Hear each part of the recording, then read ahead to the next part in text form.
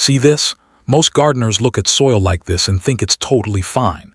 They plant their seeds, they water every day, they wait, and then they wonder why nothing grows the way it should. Here's the thing, it's not the seeds, it's not the weather, and it's definitely not bad luck. There's one thing happening right here in this soil that quietly kills spring gardens before they even get started, and almost nobody talks about it. Today, I'm going to show you exactly what it is and, more importantly, exactly how to fix it. And once you do, you'll start seeing a real difference in just a few days, even if this is your very first spring garden. By the end of this video, you're going to know how to prepare your soil the right way, get your plants off to a strong start, and actually see them grow faster, healthier, and without spending a lot of money or needing a big space. Stick around till the end. I've got a bonus tip that most gardeners have never heard of. It's simple, it's free, and it can completely change your results this season. Welcome back to Simple Smart Gardening Tips. I'm Bruce, and this is where we keep gardening simple, practical, and actually effective. Whether you've got a big backyard, a small raised bed, or just a few containers on a patio, this channel is for you. I'm not here to make things complicated. I'm here to show you what works. If you're new here, go ahead and hit that subscribe button down below. I post easy, step-by-step gardening tips every single week, and I'd love to have you as part of this community. Today, I'm walking you step-by-step through how to set up your spring garden the right way, from the ground up, literally. We're talking soil prep, timing, planting technique, and the small details that actually make a big difference. So whether you're starting from scratch or you tried last year and didn't get the results you wanted, this one's for you. Let's get into it. Before we jump in, let me quickly show you what you'll need. Nothing fancy here, most of this stuff you probably already have. Item 1, a garden fork or hand trowel. You'll need something to work your soil with. A garden fork is great for larger beds, but a simple hand trowel works perfectly for smaller spaces and containers. This is how we're going to loosen things up and get the soil ready to actually support your plants. Item 2, compost or aged organic matter. This is the big one. Grab a bag of compost from your local garden center, or if you've got a compost bin at home, even better. This is what's going to feed your soil, and I'll explain exactly why in just a minute. Item 3, quality seeds or starter plants. You can go either way. Seeds are more affordable. Starter plants give you a head start. For spring, both work great. Just make sure whatever you're planting is suited for your climate zone. I'll cover timing in a second. Optional, a moisture meter. These are cheap, like $5 or $6 online, and honestly one of the most useful little tools you can own. It takes the guesswork out of watering, which is one of the biggest places beginners go wrong. That's it. Simple stuff. Now let's actually get to work. Step 1, fix your soil before you plant anything. Let's start with the most important step, and this is genuinely where most people go wrong. When spring rolls around, the first thing most gardeners do is grab their seeds and start planting. And I get it, you're excited. The weather's finally warming up, you want to get going. But if you skip what I'm about to show you, you're already fighting an uphill battle. Here's what happens over winter. Your soil gets compacted. The structure breaks down. It gets dense and heavy, and when that happens, roots can't move through it easily. Water doesn't drain the way it should. Air pockets disappear, and plants, even healthy ones, just struggle. If your soil feels hard like this, or if water is pooling on the surface instead of soaking in, that's the sign. Your soil needs attention before anything goes in the ground. So here's what you do. Grab your garden fork or trowel and work through the top 8 to 10 inches of soil. You're not digging it up completely, you're just loosening it, breaking up the hard clumps, creating space for roots and water to move through. Once it's loosened, add a 2 to 3 inch layer of compost right over the top. Then work that in with your fork. You don't have to be perfect about it, just mix it in well. Now your soil has structure. It has air. It has nutrients. And it can actually support what you're about to plant. Common mistake. A lot of people think that if their garden grew okay last year, the soil is still fine. But the truth is, every growing season pulls nutrients out of the soil. If you're not putting something back in, you're slowly depleting it. And depleted soil gives you weak, slow, struggling plants, even when everything else looks right. Fix the soil first. Everything else works better because of it. Step 2, get your timing right. Now that we've prepped the soil, let's talk timing, because planting at the wrong time is the second most common mistake I see. A lot of people see a warm day in early spring and think, okay, it's time. But one warm day doesn't mean the soil is ready, and that matters more than the air temperature. Here's the simple test. Grab a handful of soil and squeeze it. If it sticks together in a clump and then crumbles apart when you poke it, great. That's workable soil. If it just falls apart like dry dust, it's too dry.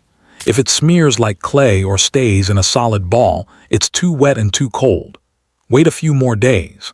Most spring vegetables, things like lettuce, spinach, kale, peas, and radishes, you can plant when your soil is consistently around 45 to 50 degrees Fahrenheit. For warm season crops like tomatoes, peppers, and cucumbers, you want to wait until soil temps hit at least 60 degrees. Cheap soil thermometer, again, just a few dollars, takes all the guesswork out of this. Push it in a couple inches, get your reading done. If you want to warm your soil up faster, lay a piece of black plastic sheeting or even just dark garbage bags over your bed for a week before planting. The dark color absorbs heat and warms the soil underneath faster than leaving it bare. I've used this trick for years and it genuinely works. Right timing means your seeds germinate faster, your transplants establish better, and you skip a ton of early season problems. Step 3, plant the right way. Depth and spacing matter more than you think. Okay, here's where a lot of beginners give up, or at least start getting frustrated. They planted everything, they're watering, they're waiting, and either nothing comes up, or things come up spindly and weak. This is almost always a depth and spacing issue. Seeds have one job when they're planted. Get to the surface, find light, and grow. If you plant them too deep, they run out of energy before they get there. Too shallow, and they dry out before they can root.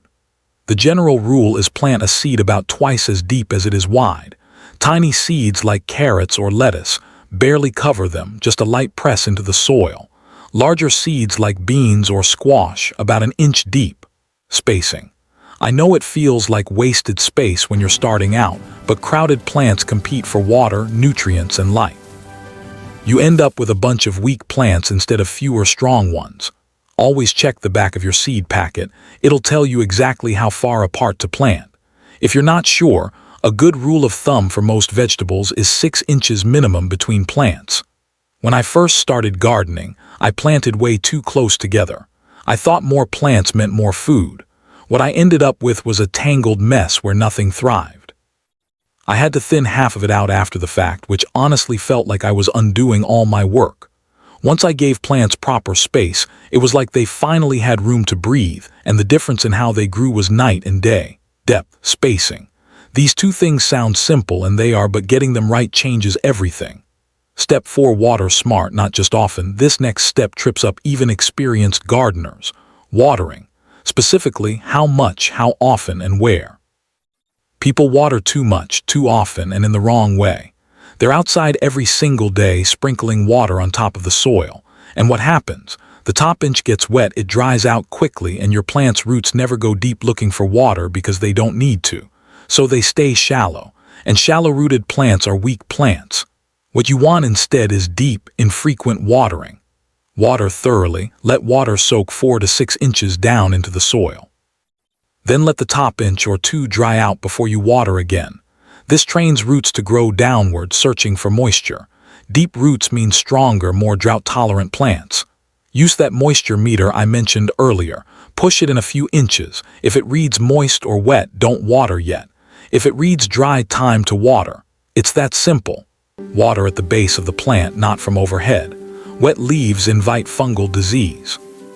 And try to water in the morning. That way the soil holds moisture through the heat of the day, and any water that does get on leaves has time to dry before evening.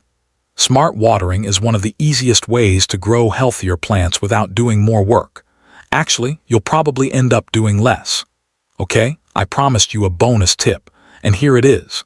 This one's genuinely underrated, and most gardeners, even people who have been doing this for years, skip it completely. It's called companion planting, and the basic idea is this. Certain plants actually help each other grow when you put them next to each other. Some plants repel pests naturally. Some fix nitrogen in the soil that neighboring plants feed on. Some attract beneficial insects that pollinate your crops or eat the bugs that would otherwise eat your plants. Here are a few simple combinations that work really well in a spring garden. Plant basil next to your tomatoes. Basil repels aphids and whiteflies, which are two of the most annoying tomato pests. It also seems to improve tomato flavor. There's actually some evidence behind this. Plant marigolds around the edges of any bed. They repel nematodes underground and a long list of above-ground pests. They're cheap, they're easy to grow, and they look great. Plant peas next to heavy feeders like lettuce or spinach. Peas are nitrogen fixers. They pull nitrogen from the air and put it into the soil, which feeds your leafy greens naturally. This works is simple. You're working with nature instead of against it. You're creating a little ecosystem in your garden that takes care of itself. Been doing this for years, and the difference in how few pest problems I deal with now compared to when I was gardening without it is remarkable. Give it a try this season, even just 1 or 2 combinations, and see what you notice. Alright, now I want to hear from you. What are you planting this spring? Drop it in the comments right now, vegetables, herbs, flowers, whatever it is. I read every single comment and I love seeing what everyone's growing. If you've got a question about your specific setup, a small space, containers, a shady yard, anything like that, drop that in the comments too. I do my best to answer. If this video helped you, please go ahead and hit that subscribe button. It genuinely helps this channel grow, and it means you won't miss the tips I post every week. There's always something useful coming. If you want to keep learning, check out my video on related topic, e.g., how to grow tomatoes from seed or the best vegetables for small spaces. I'll link it right here. It goes hand in hand with everything we covered today, and it'll set you up even better for the season ahead. That's it for today's simple, smart gardening tips.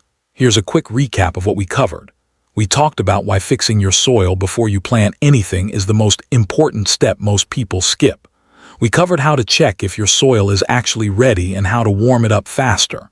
We went through proper planting depth and spacing, and why those two things matter more than people realize. We looked at how to water smart instead of just often. And I shared the bonus tip on companion planting, which is one of the easiest ways to cut down on pest problems and boost your garden naturally. Gardening doesn't have to be complicated. You don't need a ton of space or a big budget or years of experience. You just need to get the basics right and pay attention to what your plants are telling you. Small, smart steps. That's all it takes. And this spring, you've got everything you need to make it happen. It's simple, keep it growing. I'll see you in the next one.